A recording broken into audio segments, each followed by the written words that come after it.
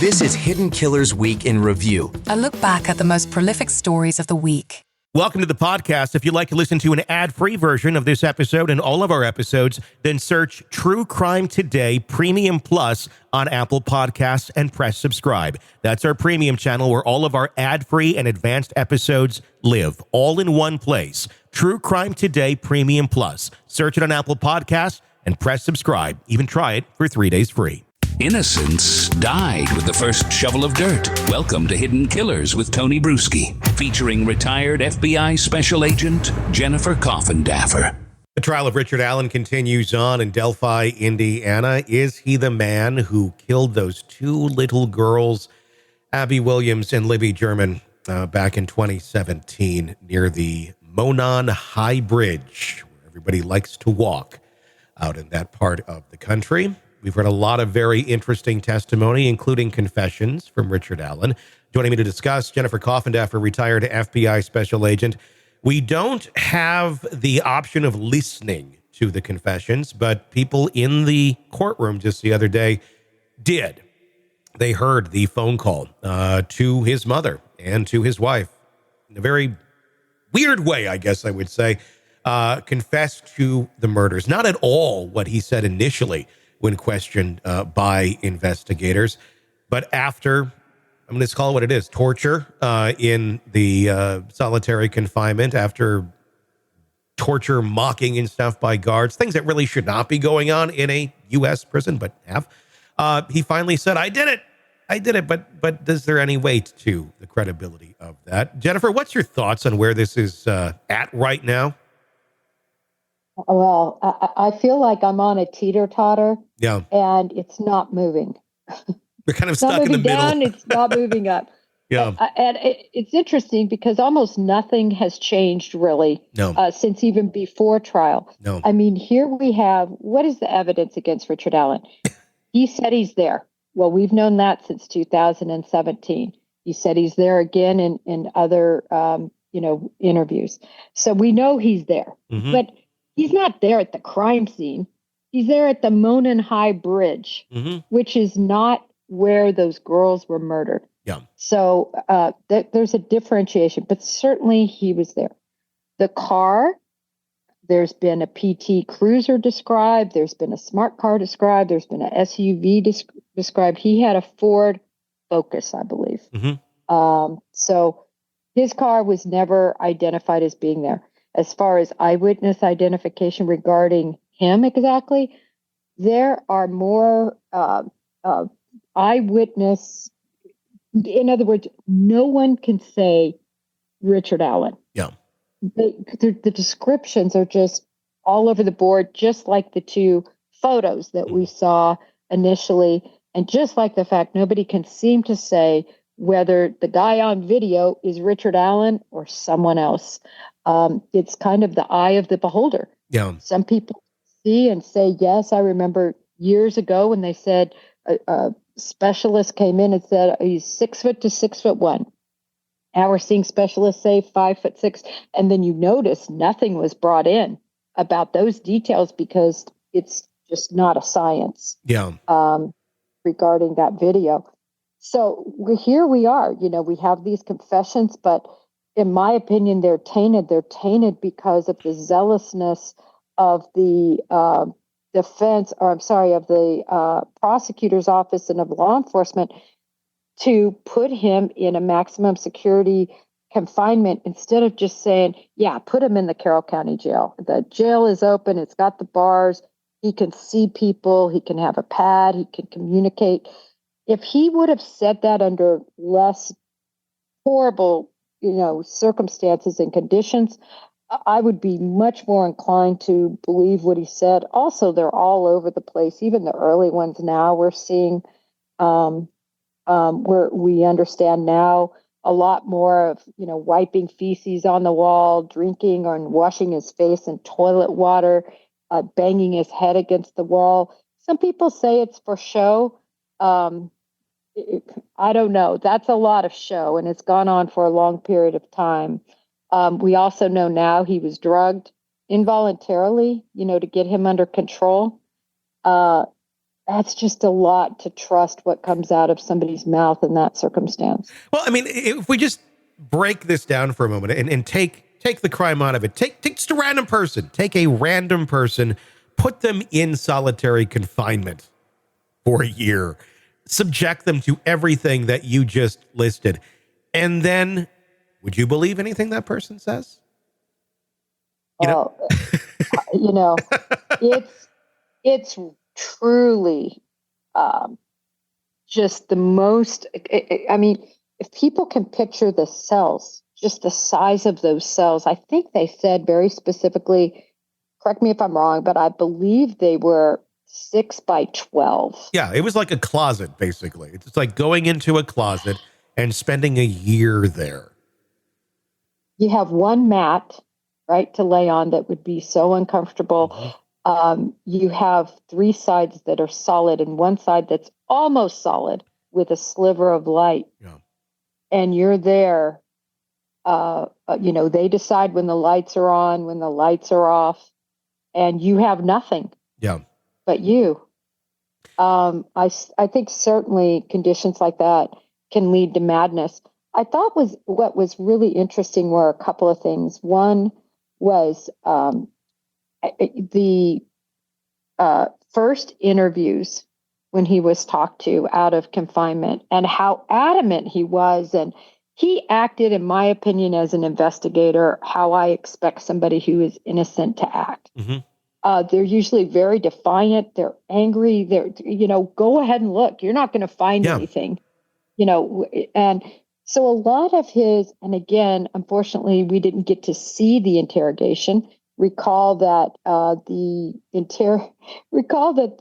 interviews that were conducted during this time were all copied over. So yeah, we don't have just happened to be just accidentally. We have this major case in our very small town, and we're accidentally losing all the evidence we have.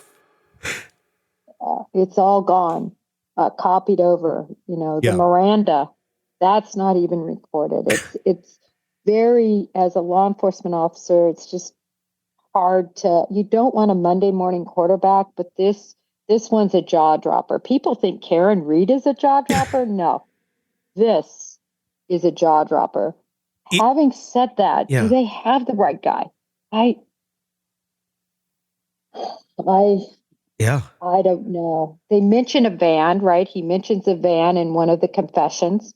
And the law enforcement is able to corroborate a van, but then was that van mentioned before? Yes. Was the van known to Dr. Walla? Dr. Walla is a big piece in this, and Dr. Walla has put herself out there as a total embarrassment by being involved in communities on social media and finding out all sorts of clues and interacting with social media sleuths. And then yet she is supposed to be an impartial interviewer and psychologist for Richard Allen.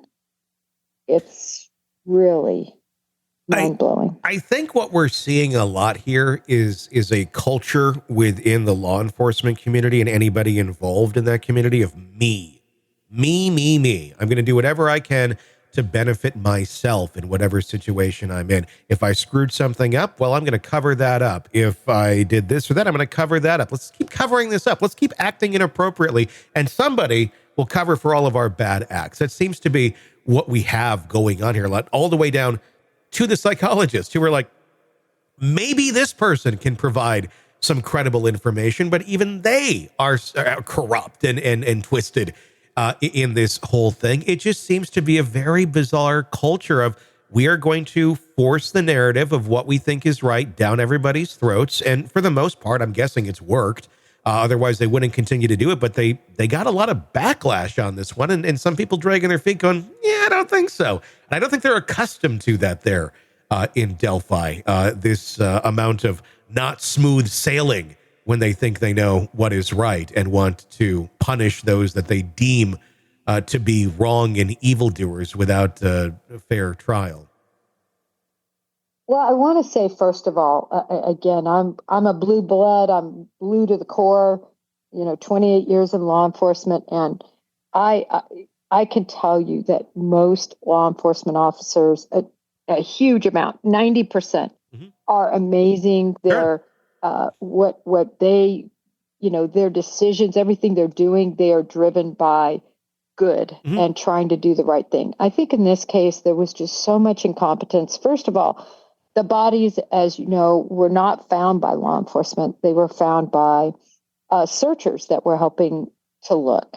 And then law enforcement, happened upon the scene. This is something, Delphi is so small. Their law enforcement presence is so small. And they had never had anything like this. It wasn't properly secured, that scene. Evidence wasn't properly collected. The state police get involved. A month later, the Bureau gets involved. Then they're basically removed, within a couple of years.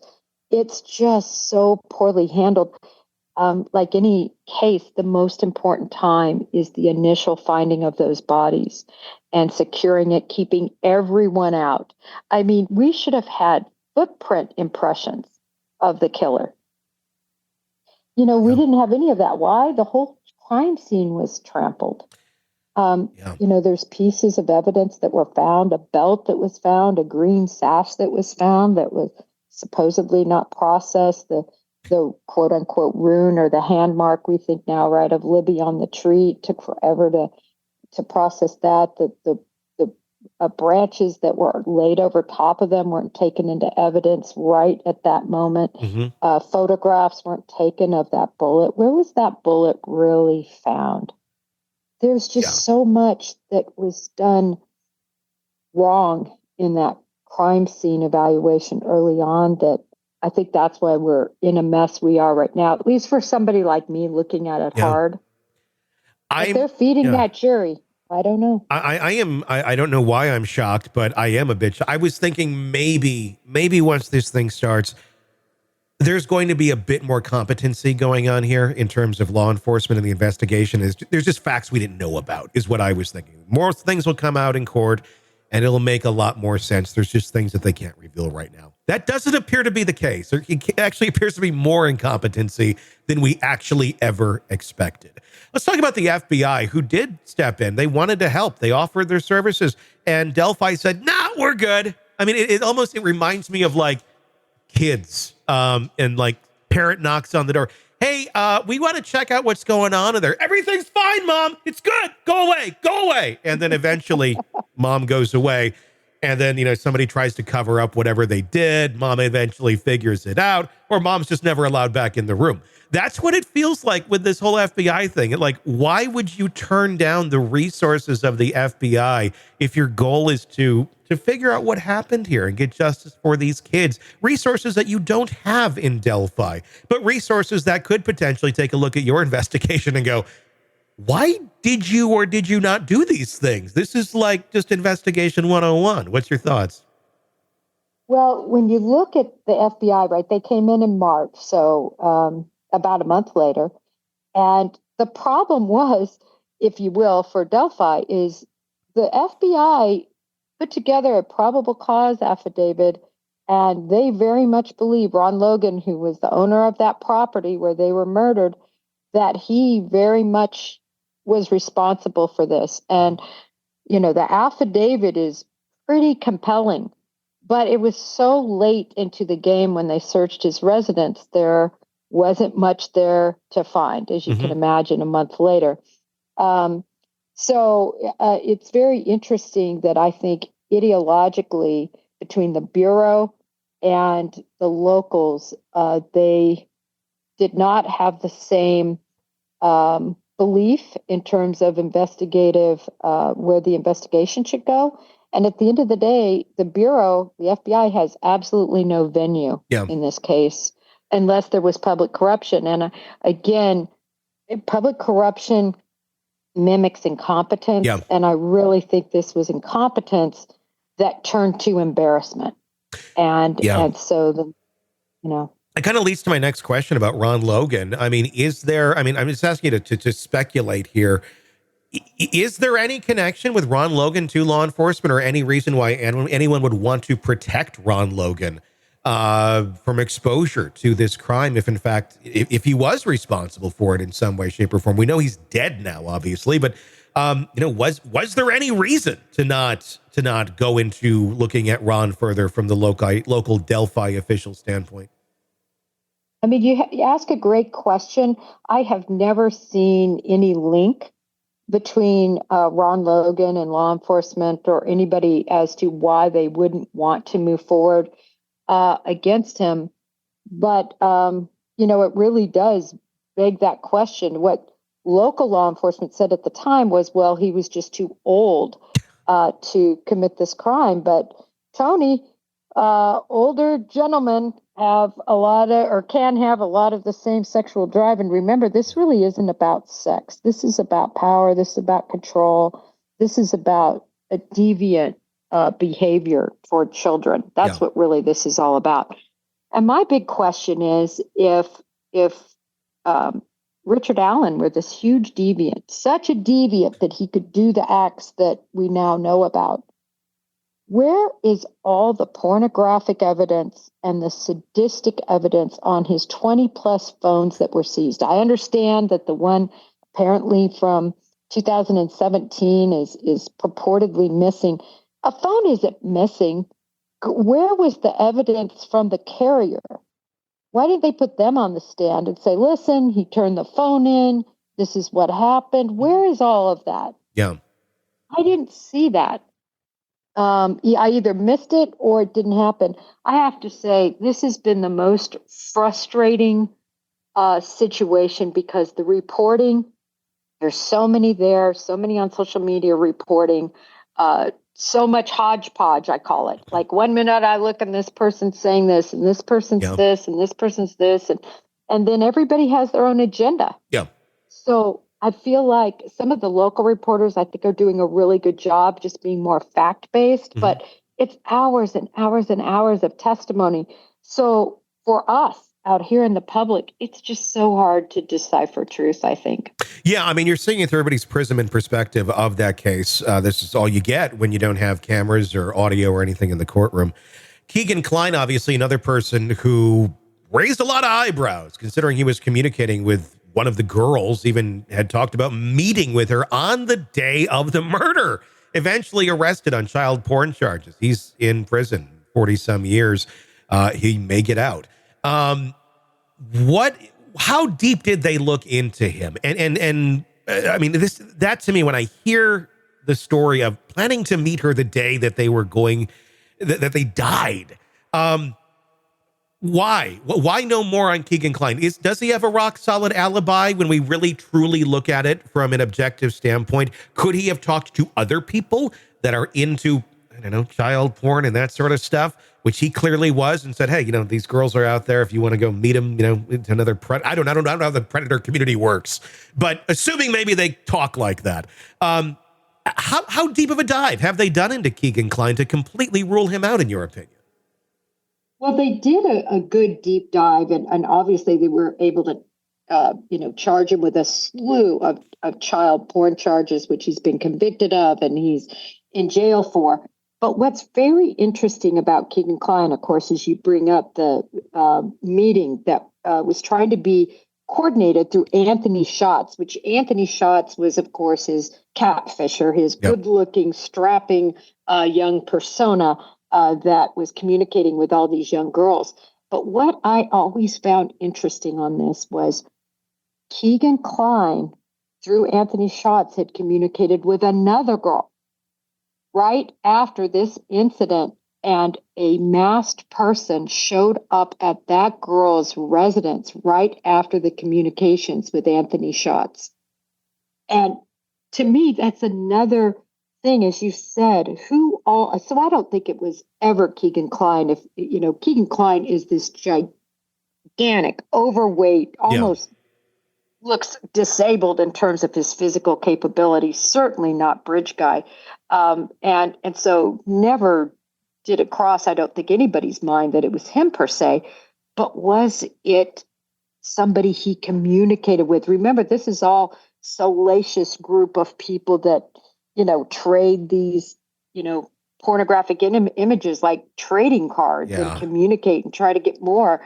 And so were other people privy to the Anthony Shots account information and this hookup? And it begs the question after what happened after this with, this girl that right after that communication saw this What kind of man, investigating was masked. done on that masked man that showed up at the other girl's house?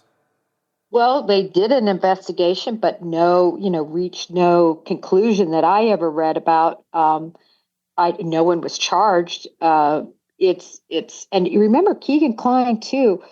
They were so convinced of somehow his involvement, probably through the Anthony Shots account. So whether he was there or not, again, somebody else, they got him out of jail. This is a huge, huge feat. You have to have everyone involved in this on the law enforcement spectrum, on the prosecution spectrum, because you are going, and I've done it before, that's how I know, to convince somebody basically to say you're unincarcerated for a day. And all that entails, if anything happens when they're out, if they escape, if they hurt somebody, anything like that, it's a big deal. So they took him out again to comb the, waterway, because Keegan Kline had made up all this information, which they had believed, which ended up being not true. But the bottom line is, I think they did a pretty good job investigating him, but I don't know if they got to the bottom of everything because, again, they didn't utilize FBI forensic digital investigators, to my knowledge, on everything Keegan Kline had. Gosh. Where do you think this goes from here? I mean, right now, I thought he would be convicted just because of the way that the Delphi seem to be setting up the case. At this point, I don't really think he will be. I think there's enough reasonable doubt that a reasonable human being will go, yeah, I can't say for sure that it's Richard Allen. Let's say he does get off. Let's say he's set free after this. What happens in Delphi after that? Do they start looking again for somebody else, or do they just say, well, we think it was him and he got off? How do you think the authorities, I mean, the community is going to handle it one way, the authorities are going to handle it another way. How do you think that all plays out after this if Richard Allen is found not guilty? Well, as long as the same sheriff is in charge and the state police, their command does not change, that's exactly what they're going to do, is option B. Yeah. Oh, we had the right guy and they screwed it up in the courtroom. But this is what I think. I think he will be convicted. Really? Out here in the public, we cuss and discuss all of this and we look with a fine-tooth comb at information that was never allowed into evidence. The geofencing isn't coming in. The information about the belt, I didn't see that in there. The information about, we'll see. We haven't seen the defense's side of things. But essentially, a lot that we get to see out here isn't coming in there. Sure. And so because of that, I think that they're going to say, they're going to believe that bullet belonged to him. Yeah. I have huge reservations about that because it was shot through a gun, was the only way they could get the tool mark, which are the extractor and the ejector, to match. Right? Pretty weak evidence, though, to sentence someone for murder. Oh, I know. But I think they'll do it. I think they'll add it all together and they'll say, well, some people go in, some jurors unfortunately go in, and they truly believe law enforcement wouldn't ever go after anybody that wasn't not guilty, and they have so much trust in law enforcement. So you have that factor working at you. And then you have the fact he was there. They're going to really drive home that van and make it seem like, I think, that no one knew about the van but him, which isn't accurate. I think that they're going to focus in on the confessions. I think the jurors will think, why in the world, crazy or not, in those conditions or not, because nobody's ever been in those conditions, why would anybody confess to something they didn't do? And I think that's going to be a big factor in this. And, Yeah. and then I think they're going to say that bullet was his. There's no reason for that bullet to be down by those bodies, but for him to have been there. And I think they're going to look at him, many jurors, and they're going to say, I think that's him because of the blue Carhartt jacket, the general appearance, right? Even though he looks like my dad, right? He looks like any farmer. It's so nondescript, that video. I think they'll convict him. I think we're going to see a conviction here. I actually don't even think it's going to take much time. Wow. In a sense, I hope I'm wrong because I'm not convinced. If I were convinced, but I can't get convinced with him. Well, I'm hoping that there's more critical thinkers on the jury than not, that at the least this will end up in a mistrial. But I totally see where you're coming from. I could very well see it going exactly how you're saying. I'm going to go on the glass half full on this one and hope that, because that there's more people who can think beyond just the basics of what they're seeing. I know a lot of people can't, but maybe, I don't know. We'll find out. As of now, I've not been convinced that Richard Allen is this person. I've been convinced that the police just didn't do a very good job is where it's at for whatever reason. I don't even think it was like a conspiracy I just think it's bad behavior or bad policing. Nobody wanted to be accountable for. And this is where we've ended up. And still everybody's got their lies up or their version of the story. And it's not going to go anywhere other than that. We'll probably end up be talking about this again about a year or two from now when trial number 2 starts. I'm hoping it ends.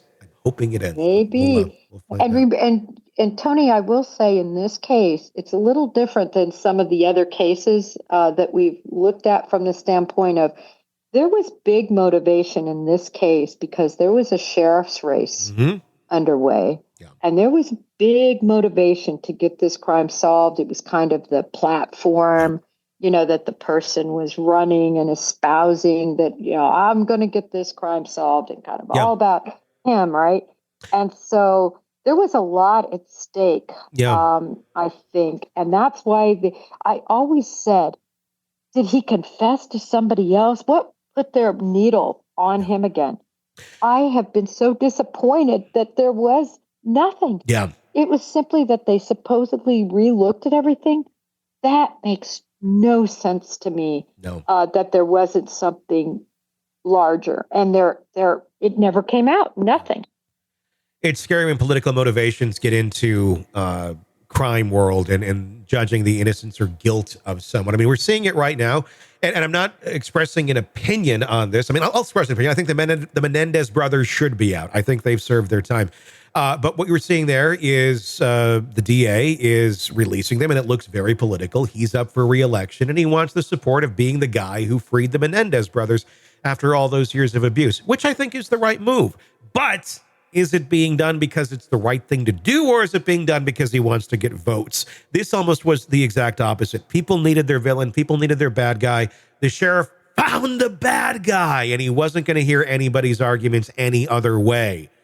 And now we're starting to hear about the arguments every other way and what was done incorrectly, which turns out it ultimately was to get elected, it seems. Yeah, I mean, this is just one of those cases that has that. And it's a perfect analogy right now with Gascon in Los Angeles. He's up for re-election in December. What a feather in the cap, with something to drive home, especially when you have Hollywood behind you. And all those huge platforms like the Kardashians that are, begging for him to get out. And we've seen that needle move. It's unbelievable to me. I know you and I have a difference of opinion, but we can always discuss it intelligently, which I like. Yes, exactly. I don't like you any less because you think they should get out, Tony. Exactly. Yeah. I still think you're a good dude. Yeah. But again, if I could be convinced beyond a reasonable doubt that they were sexually abused, we know they were emotionally treated very harshly and verbally. Yeah. There's just too much. Actually, I've been pouring back over in my spare time as I'm driving or whatever, been listening to the trial again, believe it or not. I mean, to the very key witnesses. And I tell you, the big problem is Lyle Menendez, I really think, just orchestrated this this whole thing. And I had never known about the book, the book of all his recordings and why he wasn't allowed on the stand the second time. I just didn't remember that. 1990 was a pretty busy time. Sure. 90 through 94 for me. But, boy, when you hear out of his own mouth him devising this plot basically to use the sexual assault excuse, it's way too much for me to overcome. Sure. It's a lot of thoughts on that case. It's just disturbing when politicians use it to their advantage for election when we're talking about people's freedom, innocence, or guilt. And I feel like that was a big factor here in the Delphi case. Jennifer Coffindaffer, retired FBI special agent. Yeah. Sorry, Tony. Yeah. That is a great point. Yeah. Politics should never weigh in one way or the other. Exactly. Yeah, 1,000%. Jennifer Coffindaffer, retired FBI special agent, thank you for joining us to talk in depth about this crazy case. Welcome to the podcast. If you'd like to listen to an ad-free version of this episode and all of our episodes, then search True Crime Today Premium Plus on Apple Podcasts and press subscribe. That's our premium channel where all of our ad-free and advanced episodes live, all in one place. True Crime Today Premium Plus. Search it on Apple Podcasts and press subscribe. Even try it for 3 days free. You're in the thick of a true crime saga, every detail sinking in. And then, wham, a commercial about something you couldn't care less about. It's like being served a microwaved dinner at a 5-star restaurant. But it doesn't have to be this way. Go for True Crime Today Premium Plus on Apple Podcasts. With True Crime Today Premium Plus, you get uninterrupted, ad-free episodes, extended interviews that dig even deeper into the muck, and early access so you can brag to your friends. It's like ordering the secret menu at a crime buffet. So, search for True Crime Today Premium Plus on Apple Podcasts, subscribe, and savor every twisted detail without interruption.